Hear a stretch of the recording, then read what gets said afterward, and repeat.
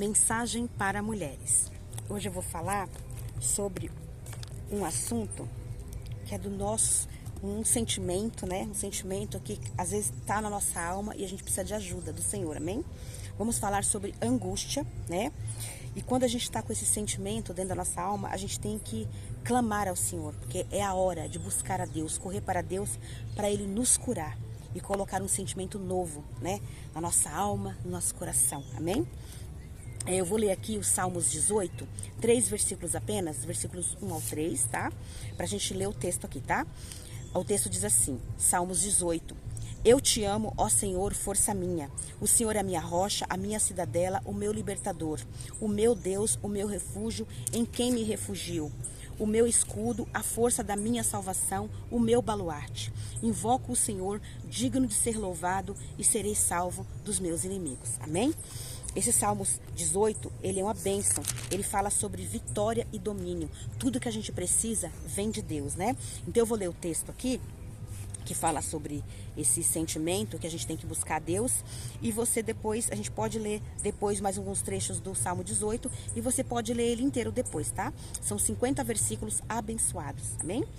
Aí o texto diz assim, ó. Foram muitas as angústias do salmista, né? O rei Davi, né? Aí...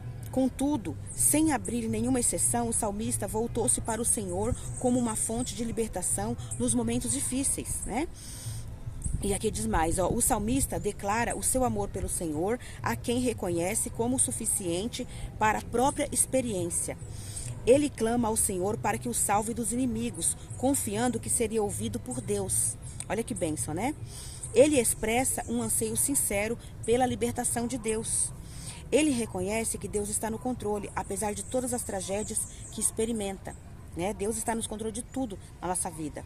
E ele permanece confiante, mesmo em meio a obstáculos que o impeçam da sua libertação imediata. E ele glorifica a Deus quando a libertação chega, né? Ou quando seus inimigos são derrotados por Deus, né?